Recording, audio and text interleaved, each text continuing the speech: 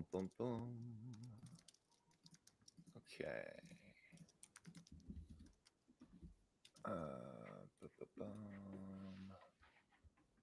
Okay. Boom, boom, boom, boom. Bear with us, folks.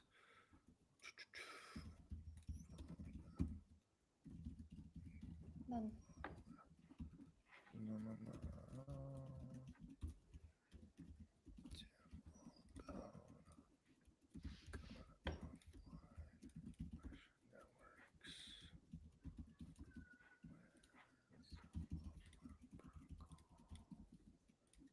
Nice. Okay. Bear with us, folks. We're just getting up and running, sharing the link in a couple group chats with friends, and then we'll get started. Boom, boom.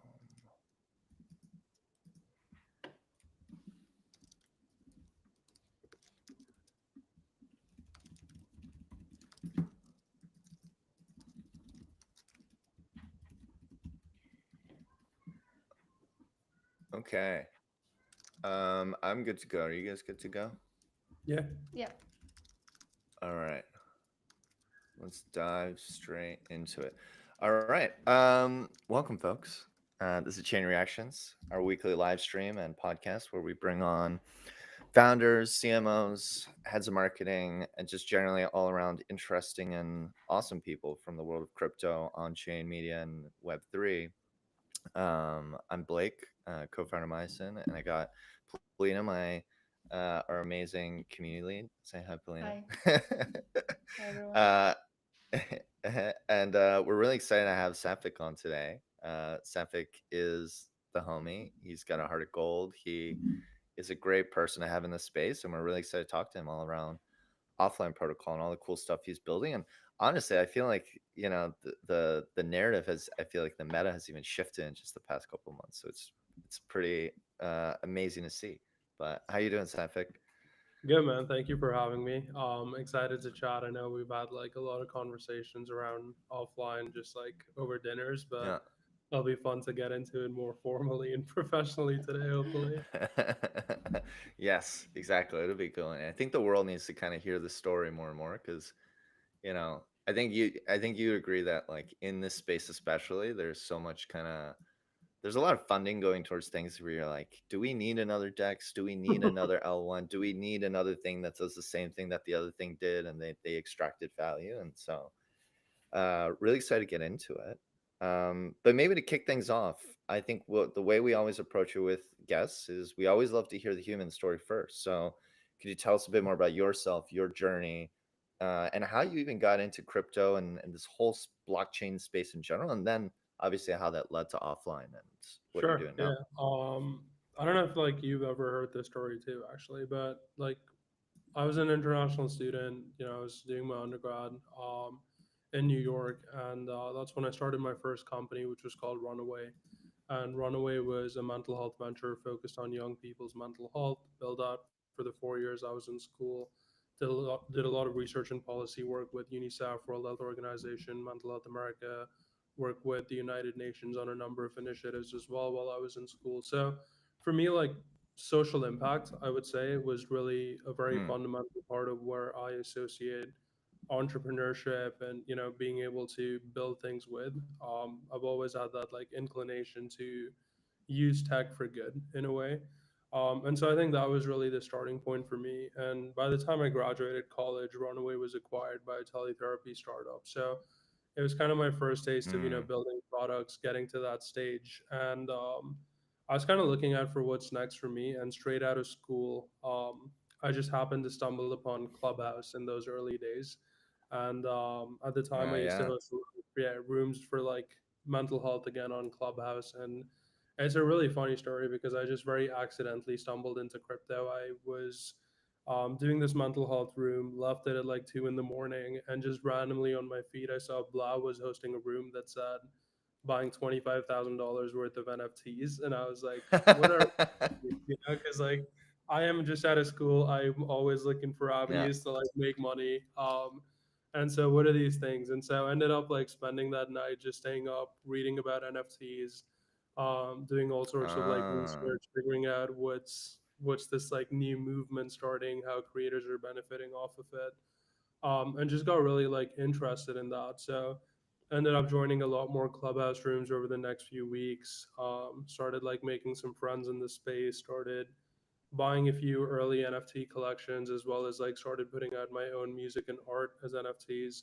And that's really like what got me hooked. I'd kind of like bought a little bit of crypto before that, but I never Yeah. really like, it was just another asset to me. It wasn't really community or, creators or any of that. It was just an investment back then. But I think after that, Hmm. like Clubhouse Room, there was a fundamental shift where I really started to very actively see this like new primitive emerging, which I wanted to participate in. And even my like Twitter went from a mental health Twitter to like over time a complete like crypto NFT Twitter, Degen. which it is now. So yeah, that's kind of like how I got my TLDR on how I got into crypto initially. Once you What was fall down the rabbit after? hole, you can never come Yeah. back out. Yeah, I Sorry. lost all my mental health followers, but I gained new ones. It is what it is. You went from one side to the other. Yeah. Polina, do you have a question? Sorry. Yeah. And so you fell into the NFT rabbit hole. And then what happened after? Because you said that you were sort of deciding what's next for you, right? What's your next new Hmm. venture? Some offline protocol was not like you just got into crypto, then you're like, let me build offline protocol. There was something, a bridge Yeah, in yeah. between. What Yeah, was that? so I mean, like after that, so this was like 2020, end of 2022, then like into 2021, and after school, I joined Mastercard full time, and so that was in May 2020. I joined Mastercard full time, and I was like on a few different teams before that, but in 2021, I was really getting into again very publicly, I would say, into this space, through Twitter, making a lot Mm-hmm. of friends through different NFT communities that I was joining, getting like very actively engaged in clubhouse rooms and all of this. And eventually the momentum shifted where even in my like workplace at MasterCard, these conversations started to come up more and more. I was talking to the CEO at the time, Ajay Banga, about just how I viewed crypto and NFTs. And there was this like fundamental moment I remember where Visa had just bought a CryptoPunk towards the end of 2021, and everyone was talking about it. And Mm. leading up to this point, I'd been talking about crypto and NFTs at work for a few weeks. But when this happened, that same day on my way to work, I like emailed a screenshot of this news article to Mm. every single person that I was interfacing with at the company and said like, we should probably also think about this space now. Mm-hmm. And that same day, I got called to Mr. Banga's office, and he said, "Look, you clearly understand the space, and you bring us a lot of problems, but not enough solutions about it. So would you like to, yeah, I mean that was like word for word what he told me, Fair, right? fair. And would you like to actually work on finding the solutions as well?" And so, literally on the Nice. moment, I got promoted to global product lead for Web3 at Mastercard. And from that point on, at the end of 2021 to 2023, I was really like leading their entire kind of gateway into this world. So Mm. help them and a lot of their Fortune 500 clients do everything: token gated activations, metaverse experiences, NFT launches, crypto payment products. And really was kind of that like core point of contact for a lot of this interfacing about Web3 at the time, was what was the popular term for it. And so I like really led that entire kind of entry there. At the same time, I continued kind of my journey and, Yeah. on the Twitter side of things, I was building communities, advising NFT projects. I co-founded Relief in 22, where we raised 2 million for charities in Ukraine through NFTs. Did a bunch of like Mm-hmm. other, I think I broader, remember that. I think yeah, I Yeah, bought me one. with, with, That too. was with sick. with Andrew Rings a Wang and a bell. few other friends. So it was fun. I Nice. mean, we had a lot of good times. We brought in a lot of like NGOs and organizations into crypto, helped a lot of these like Yeah. places like Mental Health America and Gamers Outreach fundraise using crypto. So again, like I've always tried to find that connection between social impact and tech. And again, for crypto, for me, just presented another way of doing it, right? Because this was a really cool new primitive which allowed for communal fundraising for things that you were passionate about, whether it is, charity, whether it is creator economies, whether it is digital worlds through like a metaverse, whatever you want to call it. I was just very fascinated by the primitive, and so Mhm. that's what I've always tried to do, is just find more No. opportunities to leverage that aspect of crypto. And yeah, 23, resigned from Mastercard. Um, I started my second company, which was called Anoka, which was a crypto consumer social. Built that for about 4 or 5 months. Ended up selling that in January last year. Went back in the job market, was looking at what's next for No. me. Ended up with some cool offers to lead ecosystem at a bunch of L1s and L2s, but again, 5 years into crypto, just felt extremely jaded by how Yeah. much. I mean, I'm sure you guys see it from Yeah. your Yeah. perspective. Like, the conversation's very heavily centered around boosting TVL and getting airdrop farmers, and Yeah. there's not a lot of just conversation around, again, It's not leveraging that. inspiring. Yeah. Yeah, it's exactly. It's not like, something that I really wanted to dedicate the end of my 20s to, and it's not Yeah. something that necessarily is aligned with why I was fascinated by crypto in the first place.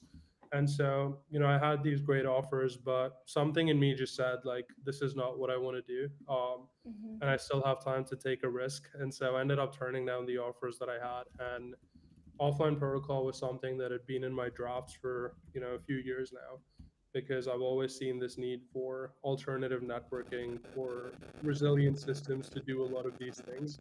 And so I ended up turning down the offers, and literally 2 weeks later, on April 1st last year, I announced offline protocol and had no idea what we're going to do, what this is actually going to end up becoming. But I just knew that, like, I wanted to figure that out. And Mhm. yeah, here we are today. Awesome. Um, and what is the offline protocol in 1 minute or less, or Wait. your dinner pitch?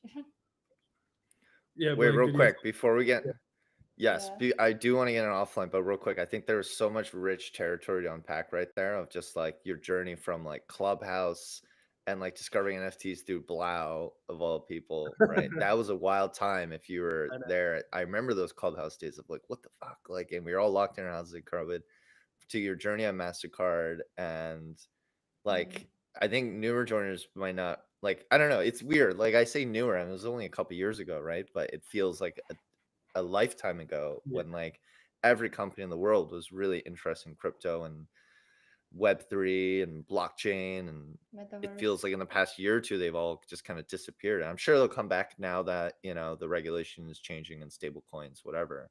um but I guess like i I just want to like sit in that for a second too, I guess, because that is quite the journey. And I'm also curious about like maybe like if you have any hot takes, I guess, on like at how companies you think might eventually come back or be interested in the space, as someone who's working with those types of corporates at the time. And you know the narrative Yeah. is always shifting, right? And all this stuff around consumer crypto, which we were very excited by. Like, we were C Club companies, so we were also like thinking about that quite a bit. But it feels also like that kind of died out, right? Because then it's Yeah. just like pure Yeah. speculation. It's the casino, etc. So it's been shifting. But would love to just kind of, I don't know, like get your hot take on that. And then yes, then there's a lot of really cool stuff to dive into with offline, For obviously. sure. Yeah.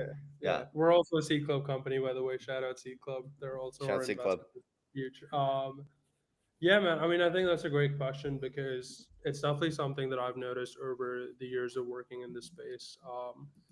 I call that like old generation of companies, like the WAGMI companies. That was like a The wacky companies. cringe Yeah. crypto marketing, but it's like interesting because I think back then, 21, when I was starting to do this for MasterCard and seeing a lot of these, again, just brands names that we all like love and see on a daily basis, when they were getting into crypto, it was very much because of the marketing they were getting from it.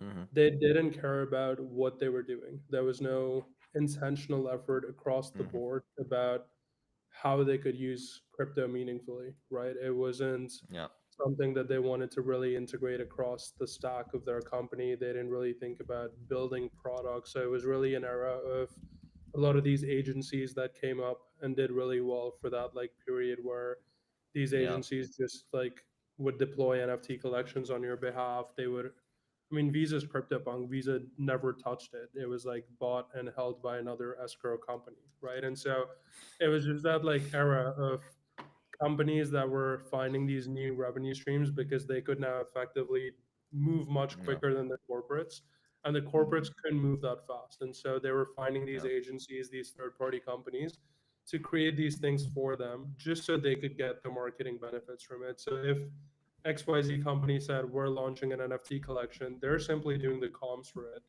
The Yeah. actual launch, understanding what the tech is, understanding what the design is going to be, all of that like logistics was handled by somebody else. And so, and even when we ended up doing these campaigns with these companies, the discussion was never about the success from a product angle, right? They were just like Yeah. the success metrics were purely defined on like traction, on visibility, how many like Yeah. hits did they get on their website, how many news outlets covered them, what kind of global media coverage they got from this activation. So is very Yeah. much focused on that side of things. And again, because NFTs are no longer relevant, we saw a decline over the years, right? Like somebody that Yeah. did a metaverse in like a Decentraland activation in Uh, 21 yeah. had an insane amount of free organic exposure from every media outlet. And if that same Yeah. company or another company tried to do it in 23, nobody really gave a shit because it wasn't as cool or as unique to do that anymore. Yeah. Same with like NFT collections, everything else. So eventually they just stopped doing it because there was no free Yeah. marketing exposure, right?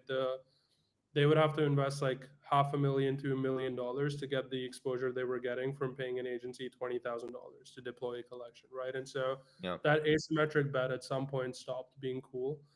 So they left because for them Yeah. that was all it was ever.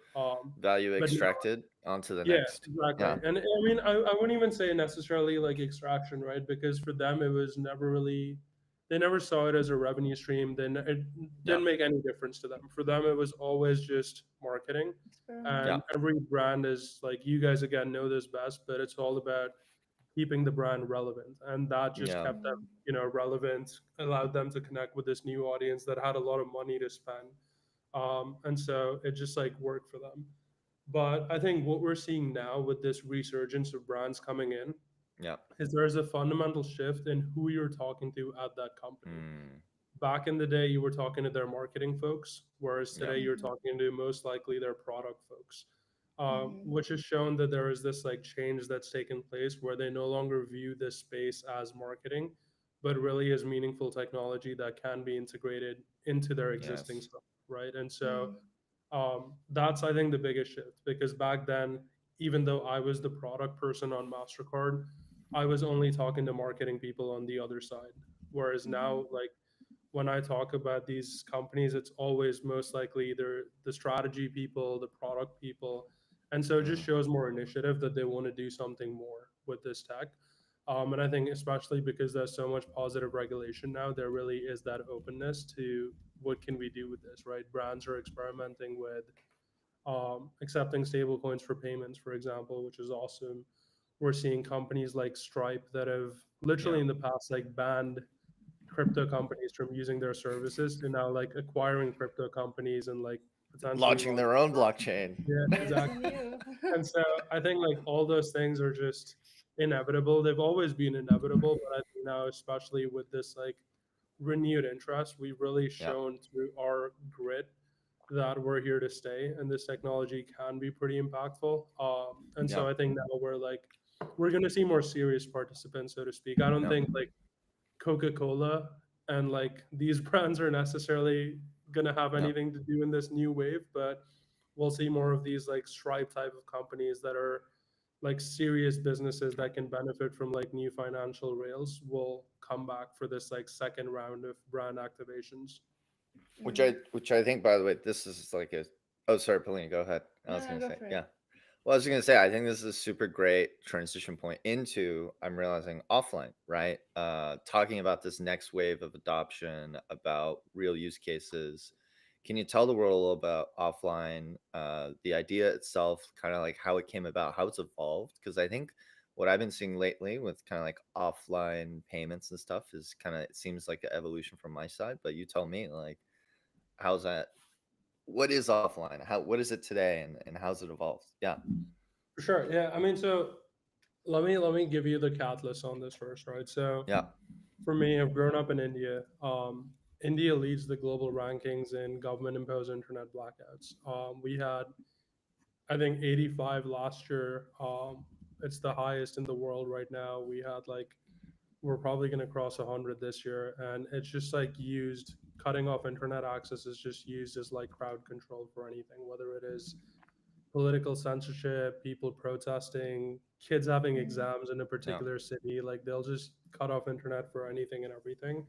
And so that's something I've seen over the years. It's something that's like really challenged kind of my worldview, especially when I moved abroad for school and stuff. I was like, oh, that's actually not normal for that to happen, Mm-hmm. you know, that way and that Mm-hmm. frequently, especially. So I think that was always in the back of my mind, and just seeing like people I care about deeply that are still, you know, here, Yeah.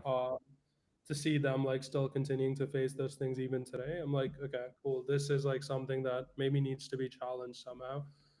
So that was the first thing. The second was when the Mm. war in Ukraine started in 22. A couple of friends and I, like I was saying earlier, we did this fundraiser. We raised the money in crypto, sent it out to organizations in crypto. Now, what happened at the time was the traditional payment processors had turned off their payment rails in the region because they were sanctioned. So people couldn't use their bank accounts. ATMs had Oh. run out of cash. And we say crypto is censorship resistant, but there was no internet at the time. And so the money that we sent Mm. to these organizations, a lot of them actually couldn't even use it further because they didn't have access to internet. And so I kind of just directionally started thinking about how that is a huge bottleneck, because if we can't Mm. spend our crypto when there's no internet, like, is it really that censorship resistant? Because Mm-hmm. ISPs are pretty vulnerable, right? Governments can have seen it, switch off the internet at the click of a button. So I just Mm-hmm. started thinking about what else. I started doing some research, started seeing like, has anybody in crypto ever even like thought about this? And obviously the only ones who have were the Bitcoin community and the Doge community. It's just like really cool to see, and shout out to both of them for like being true OGs in this space. And so, you know, that's something that I'd started doing some research on. I was putting a blog post together. And then later that year, when political protests started in Iran, again, was looking at like building privacy messaging app for people to just be able to, again, organize better, share information better, and ended Mhm. up getting a cease and desist from this like SDK provider we were using, saying not to use their tech in a sanctioned country. And so that was Uh, that like next catalyst of cool. There's ways that you can essentially circumvent like the censorship that occurs, but again, it's controlled so much by these like centralized entities that access can still be gated easily. And so Mm-hmm. I had this blog post. I've been working on it. It was like sitting in my drafts, like all good ideas for 2 years. And ultimately, like last year when I ended up like turning down those offers, I said like, honestly, this is what I really should be working on, Mm-hmm. mm. because we're seeing an increase in censorship across the world. We're seeing an increase in geopolitical conflict. But even on like lesser, we're seeing, you know, stuff like natural disasters that are happening more and more Yeah. frequently. Even like fun stuff, people are just traveling more, going to more like music festivals and sporting events and all these things. And so there's a lot of moments in our life where communication, payments, all these things become really vulnerable because of the lack of connectivity. And I just thought Mhm. we could actually use the like crypto primitives and bootstrap these Yeah. networks in a way where we can actually have this kind of like people powered availability of infrastructure. Yeah. And that's really what offline protocol now is like aiming to become, where we want to build out this people powered infrastructure for Bluetooth based Mhm. mesh networking. And then on top of that, build our own apps for messaging, payments, information sharing that again can just be used without any internet or telecom services. Yes, and it's an exciting thing because I'm realizing I was just thinking out in my head. I was like, we've gotten quite deep into this, and I was like, we haven't actually. I think we got so into the weeds of the journey that we're like, Yeah, what is offline? It's like that's really at the end of the day what it comes down to, right? Is enabling people, as you're talking about, to go offline, to interact with others, and do these things that, as you're saying, like people take so we take for granted, I guess, in the developed world, as one might say, yeah, right? yeah. um I do have to ask you a question, and I think I know you've heard it a billion times before, but I think like to dispel the notion, right? And this kind of gets into a different question I think we had queued up around like investor sentiment and common feedback you've heard. But and I'm only asking you so you can kind of like put this out and we could clip this and you can share this with other people. But like, why not Starlink? Why can't you just use Starlink? I'm Yeah, sure you've heard Jess that is a billion gonna see times this before. and be like, yeah, I hope Jess sees this. But I'll yeah, I send mean, this to it's like Jess. it's a valid question, right? I get this question a lot. Obviously, every time I pitch a PC, they're always like, "Oh, but what about Starlink?" And there's always this like air of, Yeah, arrogance they feel asking that question, like, "Ha, gotcha." yeah, But Mm-hmm. it's not really right, because I think it's a gotcha when you're thinking about like people in New York, but it's not when yeah, you're thinking about people in a village in India, right? yeah, Mm-hmm.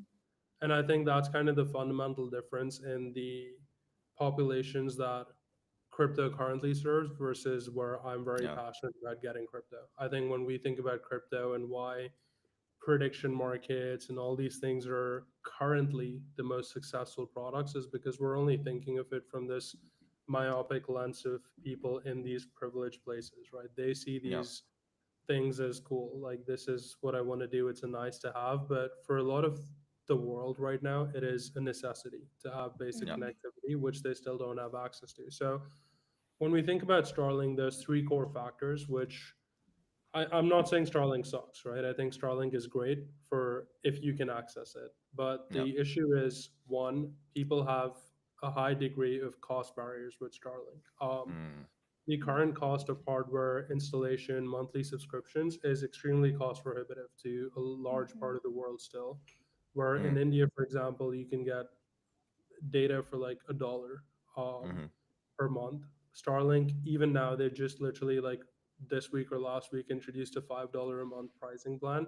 It's still yeah, 5x what's available in India already for people, and it's mm, still cost prohibitive to a lot of people, right? You still can't get it for like your family or whatever. yeah, Um, so that's one. Second is availability. Because Starlink is satellite based, you need regulatory approval, which mm, again like is hard to get and hard to scale. There's a lot of like a lot of countries that have straight up banned it. If you're caught with like a mm. Starlink, Mm-hmm. you can be arrested. I mean, people have been like literally slaughtered in some parts of the world for like It's using, crazy. like smuggling Starlinks illegally and stuff. So regulatory approval is another big barrier. Mm-hmm. And third, I think, which separates offline protocol to what Starlink can do, is the like instant portability of it.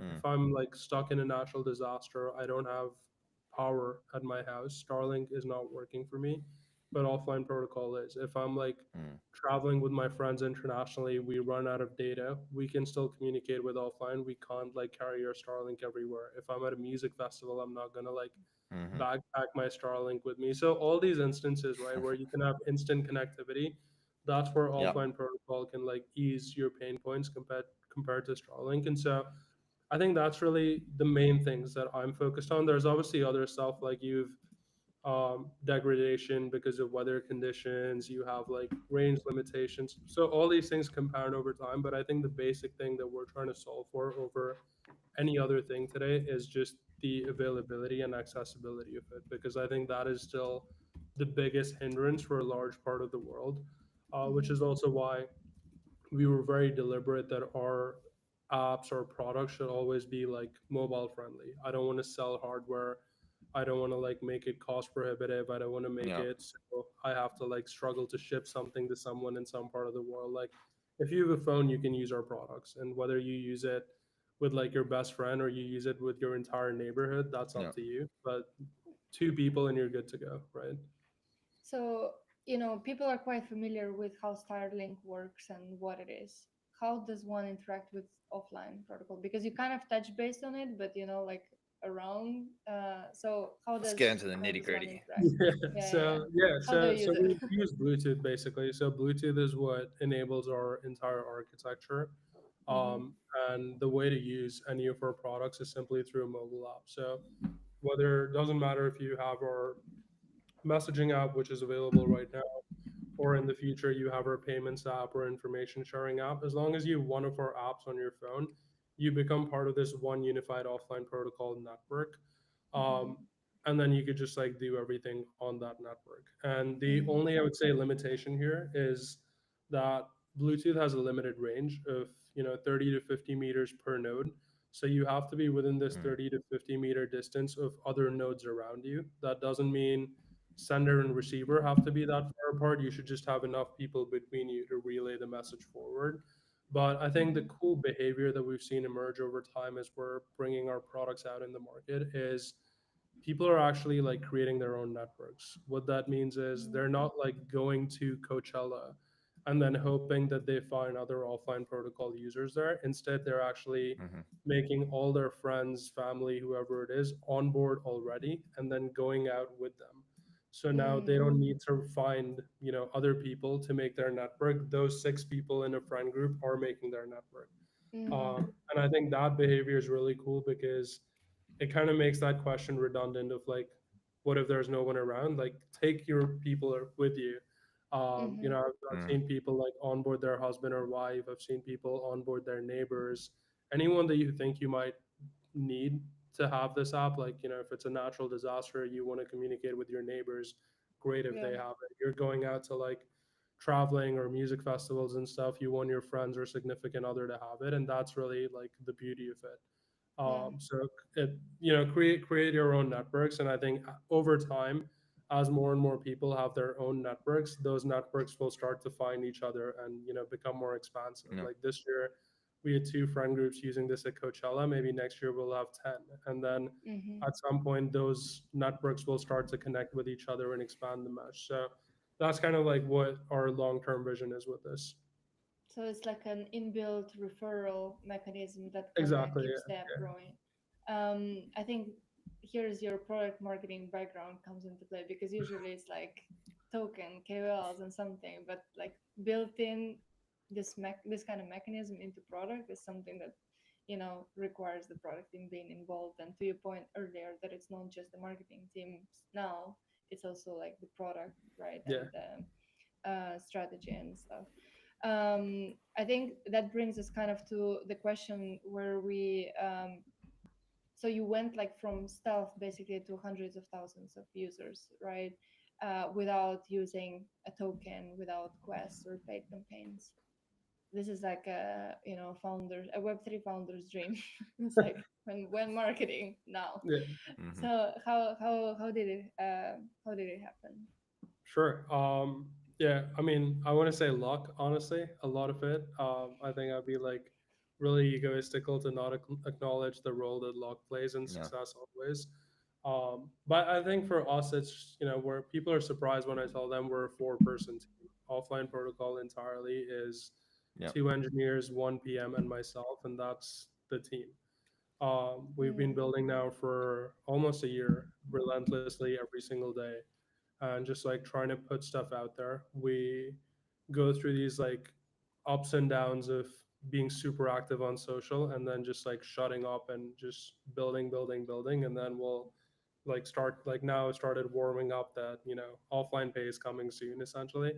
But we've been very deliberate about not wasting time doing things that mhm, like are not beneficial to us in that moment, which I think a lot of teams fail at is they think they have to like constantly be putting out garbage in order to just like stay on top of people's minds, right? Like Yeah. there'll be brand Well, accounts like oftentimes it's like investor pressure, right? They're yeah, like, I "Oh, mean you gotta whatever it like grow is. your Yeah, mind share, whatever." yeah, Yeah. you'll have like teams coming in every day that just will post a GM and leave and not have anything meaningful to say until like 8 weeks later when their actual like test net is supposed to drop. But I don't think you really need to do that because your test net will pop up on its own, when the time is right. So I think that's definitely one thing we've been really intentional about is not, and this is just learning from like past mistakes, right? We're not trying to constantly be relevant. We're not trying to constantly Mhm. be marketing. Only when we have mhm, something important to say is when we show up and say it. So I think that's the first thing. The second thing that I think is like really work for us is personal storytelling again. I think a lot Mm. of brand accounts, people are tired of brand accounts in general. I think brand accounts have this tone regardless of how like how much of a crypto lead and all these things you want to bring into it. I think ultimately a brand account is still a brand account, and it feels very impersonal when they're the ones Mm. talking to you. With offline, it's almost been very intentional that usually even announcements, like I tend to make them first from my account versus from a brand account, and I let friends, people who follow me, people who've interacted with me over the years, like engage with it, right? People ask questions on that post, I answer it personally. So you're always hearing it directly from the founder versus this like Mm-hmm. company account who you've no idea runs, what the intention behind it is, whatever. Right now, I talk about everything that we do. People have this like personal touch point. Everyone knows my Telegram, my DMs are always open. So I'm always like the point of contact for all of these things. And then the final thing is what I was saying earlier is just we've been able to tap into a really beautiful referral network almost where every one user that we onboard is by default bringing on 2 to 5 new users with them because this doesn't work unless you have that personal network onboarded. And so everyone like is bringing on their personal networks for most part. Mm-hmm. And I think that's the other beauty of it because we'll continue to see that. I hate the term flywheel, but like it is a flywheel at this point where they Yeah. like continue to bring more and more of those users on. So I think like those are really the fundamental things, but I think the biggest key really is that like authenticity is really missing from a lot of these Mm-hmm. accounts today where you're buying like your Kaido yaps and you're doing all of this stuff, but you're kind of losing the soul, right? And so for me, Mm-hmm. it's very much still focused Oof. on I share my issues with tech today. I Mm. share my issues with like my internet not working. I see you guys pretty blurry right now on this call, right? And so like those are the things that I like very openly talk about, and I think at some point it will resonate with a certain audience. You Yep. don't need to win Yeah. over everyone. I think airdrops and things is really it's trying to buy everyone to become a user, and Mm-hmm. if they're not aligned with you, they will leave eventually, right? You can give Mm-hmm. them Yep. all the airdrops you want, but if your product is not for them, they won't stick around. Versus with us, the way that we've gone to market, we're only aligning with people who care about this kind of tech. And so Mm-hmm. naturally the Yep. people that they onboard also care about this tech. And so our stickiness like becomes higher and higher over time. Mm-hmm. Did you, with you being intentional and not, racking up those numbers in, requests or yaps or whatever, did you have any pushback from, the investor side? Also, like Blake said, because there's a lot of pressure a lot of the times from investors to like have this, cloud going for you, have the mind share. Did you have any pushback at all, or their how did you deal with their bearishness? Because you recently announced the raise, right? Yeah, I mean, so we actually like we closed our raise in December last year, but we just like didn't announce it because again, I stopped caring for social validation from crypto Twitter, so I wasn't like rushed to put it out there. Good for you. Yeah, so it's Let's been like go. now like 8 9 months since we like closed our pre-seed, but um, no, I think like we got really lucky with our investors. Everyone's been like super aligned. They're very hands on if I need them to be. They're very hands off other times, and Mm-hmm. there's this like level of trust that they've instilled in me Mm. to do things my way. Every now and then, they'll share insight, they'll share ideas, they'll offer to bring me connections or people I might look to hire, but it's never been like you should be doing this. I can always have a healthy dialogue with them, which has been really nice. I also think that they're enjoying the authenticity for a large part. Yeah. Every now and then I'll tweet something, and one of our investors will DM it to me, being like, "This is good. This is like good tweet or like good, like cool story, whatever." And Yes. so I think again that's something as a founder, like you should be really really careful about the people that you bring on board your journey because it does Mm-hmm. have a huge impact. And with our fundraising, I said no to a few investors, right? Which is crazy to Yep. think about because a few years ago, as I was building, I would have like killed to have somebody on board. Like I would have said yes to anybody that wanted to be a part of this journey. But that's another thing with offline. I was like very intentional about who we bring on board. And there were people that just wanted us to launch a token and like do all these things. And I was like, you're probably not the best fit for us. And that's still true today. I've like turned down people even recently because it's your baby and like you really want to protect it Yep. as much as you can. Um, if you're doing something good like money, resources, they will align themselves eventually. It might take a bit longer, but it will happen for you. But just like taking the money for like the sake of having it, I think it's like the worst thing you could do for yourself. Yeah. So yeah, we've been lucky in that And sense.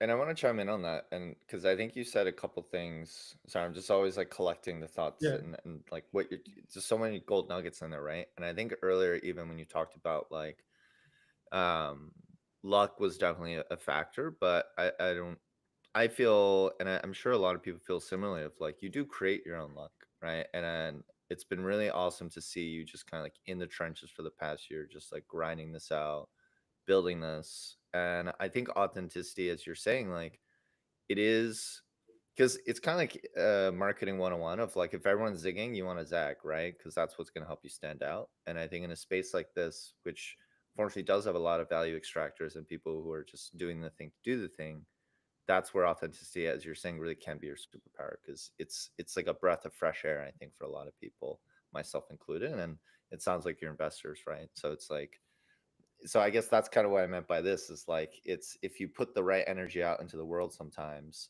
in the right circumstances, it kind of pulls and attracts the right types of people, rather than having a hope. I don't know, like whatever the alternative is, right, which so many yeah. companies do. I mean, yeah, Yeah. I think I completely agree with that because, yeah, I will say like luck's definitely played a part, but also there have been times where I've like fought really hard for like Yeah. things that we have, right? Even I remember it's always a really funny story sharing this, but like when we got into Alliance DAO, Mm-hmm. um, like that was last when we were in Singapore together last year. Yeah. That's when I like had met Chow for my like final Mm, round interview, yeah. and I was pretty sure I bombed it. I was like, this was a horrible interview because like it just Chow just has this Uh, like demeanor. I hope he sees this and like laughs about it. Chow just has this like demeanor where you just don't know what he's like thinking. And I was like very confident that this just like sucked because he just did not seem like he cared about offline at all. And at that time we really had nothing, right? It was more an idea with a product we were trying to build at the time. I was trying to give him a demo and it just didn't work. And I was like, shit, this is this is as bad as it can get. And then as I left that meeting, I sent him literally like a 5 paragraph long message, which was like, I want this really, really bad. And like, even though the demo bombed and like this might be a very like crazy out of the like blue thing for Alliance to look at, it's just something that like nobody in crypto is thinking about, talking about. Like, mm-hmm. I really want you to take this bet on me because I know I can make something happen and I just need like one person Nice. to believe in me. And I like it was like the most desperate plea I've ever written, and it was like very long. And I got left on red.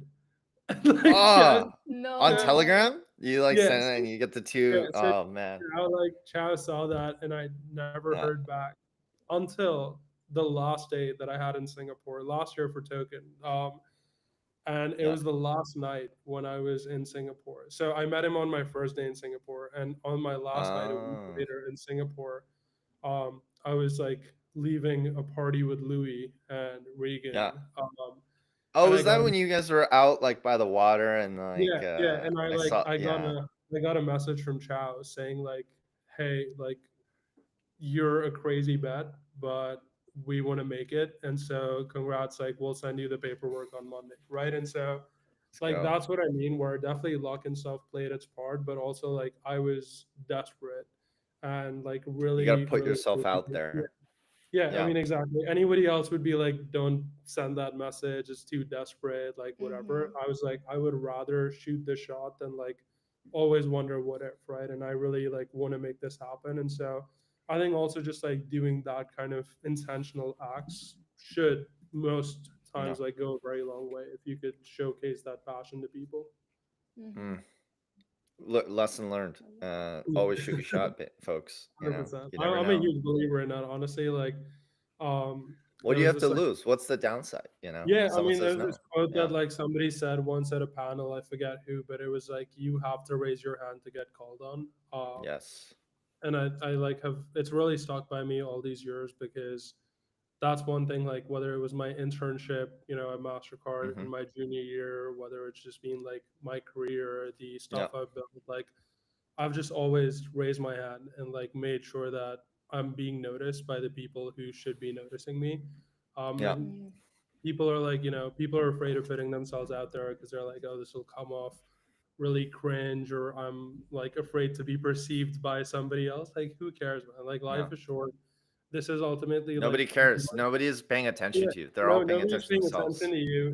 It's your Yeah. life, and so like do those things, right? If somebody thinks you're cringe, like fuck them. Like this is Yeah. your life, and so you would rather like not miss out because you're worried somebody else is gonna judge you for it. 100p. Satvik, I unfortunately because I want to run this over honestly on the clock, but we have a unfortunately today we have a hard stop. But I do want to dive into a couple other things very quickly before we go into rapid fire, which is would love to learn a bit more about like the user base and the community because like we got all these users, but like who are they? I think it's a lot, and just to, like kind of speed run it a little bit. I think it's generally like concert attendees is definitely a demographic, and then there's a whole bunch of other folks. So like, how has that journey been? How are you interacting with those folks? And then I want to hear a bit about the payment side because I know you've been kind of teasing that out, and I think even I'm not fully aware of like Yeah, exactly how that's going to play out. So curious about those two things, and then we'll probably have to move to rapid fire unless there's cool. and Paulina chime in if there's anything else. Yeah, Yeah, sounds good. I'll do this quick. But essentially, for us, we've been very unopinionated from the start on who our hmm like demographic is going to be. When I started offline, I was very much focused on like people displaced by war, natural yeah, disasters, very like humanitarian aspects because that's where I come from.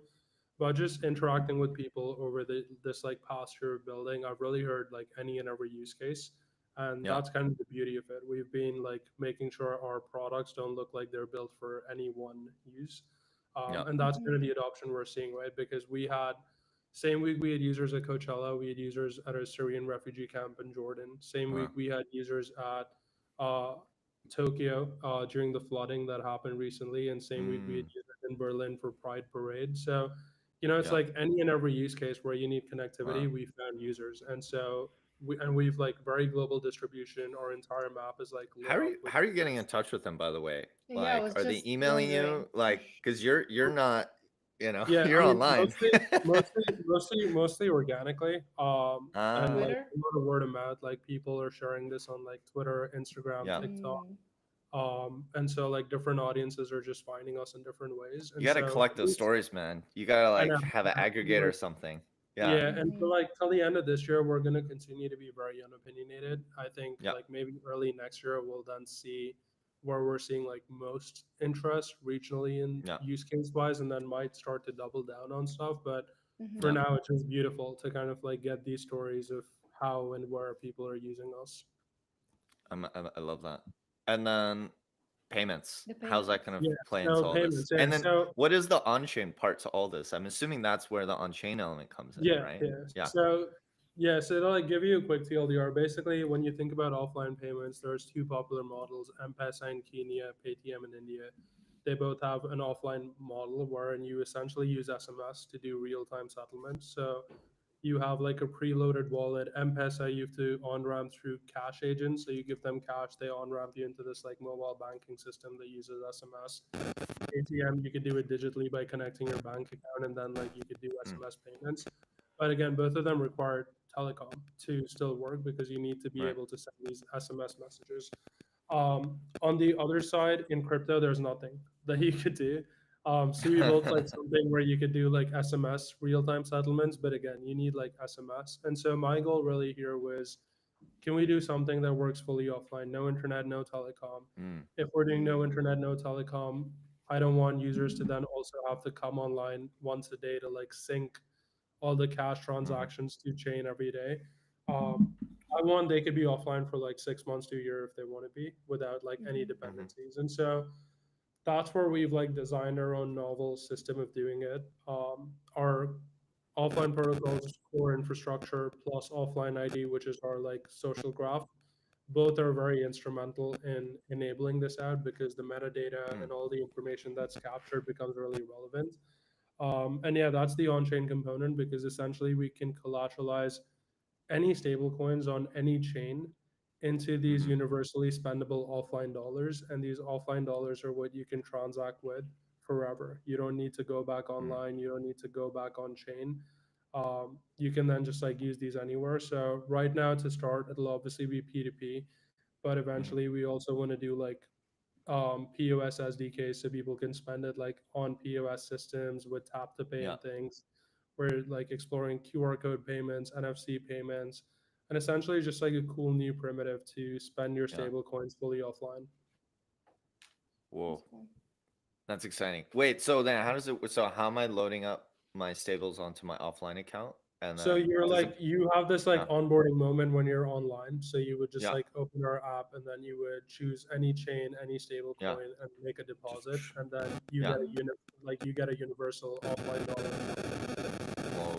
Okay, cool. And then it just creates its own economy in it. Because I do see a huge, like, messaging is obviously important, but if you're offline your messaging, it makes sense that payments would be the next big thing Yeah, yeah. And in the future. a lot of geographies, a lot of economies, like offline payments is the market for them. And I think to be able Yeah. to get stable coins is amazing because they have like extremely volatile native currencies. And so we can stabilize their native currency into a stable coin. It's Yeah. amazing for them. There's so many like fun marketing things. We should just catch up and I'm happy to Yeah. just like throw Well, ideas at you and we'll then do an you run with IRL it. jam. Yeah. Yeah, we'll do a jam in New York when I'm out there. Um, okay, perfect. Polina, anything else before we move to rapid fire, I guess? I think we have the Yeah. rapid fire now. Okay, cool, cool. All right. So I'll kick it off and then Polina, we can go back and forth maybe, but we'll kick it off. So most underrated marketing tactic in like the space, I guess. Yeah. I mean, I think like storytelling, Yeah. just like that authentic storytelling, sharing your journey, sharing the why. Proof point. Building It in right public. here. Building in public. What's Uh the most yeah. overrated one? Airdrops. Yeah. I think we can all agree on that. Yeah. uh which crypto brands or projects are crushing it that you want to give roses to, as our friend Louis would say? Yeah. I mean, honestly, I was thinking like so fun for that reason Yeah. because Louis. Mm. I mean, I Yeah. think like what Louis is doing right now with storytelling is Yeah. gorgeous. I think he's really like tapped into something really new and unique with the way that he's doing visuals, Yeah. and it's amazing to see because like literally last year Singapore, he was still figuring out how to use the manual settings on his camera, and I was making him like do free photo shoots for me. Yeah. And so like from there to now, like see the content he's producing, it's amazing. So yeah, I mean, Sofon's killing it. The new like Yeah. EF direction with Benji and Yeah. Louis kind of collaborating has been sick to see as well. But again, it's just that like authentic, people front and center is what I really love about them. I love that. Yeah. And it is crazy, honestly, thinking through like how far yourself, friends like Louis, and then even things like EF and like the so much can change in a year, I guess. Yeah, Is really hundred like percent. time flies in this space. And Polina, you want to take it away with the last one? Yeah, looking back at the past year or so, what's your biggest learning as a founder in this space? Ooh, that's a tough one. Uh, Hmm. I think like there's been a lot. I think like especially this year because it's been like one of the most rewarding years of my life, but also definitely one of the most challenging ones for a lot of reasons. I think the one learning I could really say I've taken away from all of this is just like bet on yourself and believe in yourself because Mm, I've had a ton of reasons over the past year to give up. mm, Even like deciding to build offline protocol instead of my highest offer, I've said this publicly, so I can say it here as well, was $600,000 my first year. Um, uh, for like one of the offers that I turned down last year. A lot of Mm. money. I've like never seen that much money in my life. hmm. And to turn down an offer like that and instead go all in on building something from scratch myself with like no funding, no safety parachute at the time, is a bet, right? And like it could have very much failed, but I just had for some reason a stupid conviction that like it's gonna Yeah. work out. And I think if you feel that way, like bet on yourself and believe in yourself and continue to do it because even 6 months later on offline after launching, people were still shit talking me in group chats. It happened again like 2 months ago or 1 month ago when Jack Dorsey launched BitChat. Like people were Yeah. like offline's finished, like all of this. So you gotta like just continue believing in yourself, showing up and doing it if like that's what you're passionate about. So I think that's like the biggest learning for me. Bravo.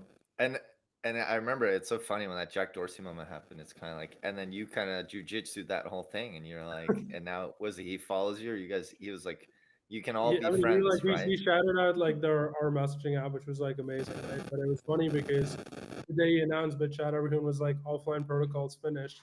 The next day when he gave us a shout out, those same people were hyping us up online like they're our biggest supporters.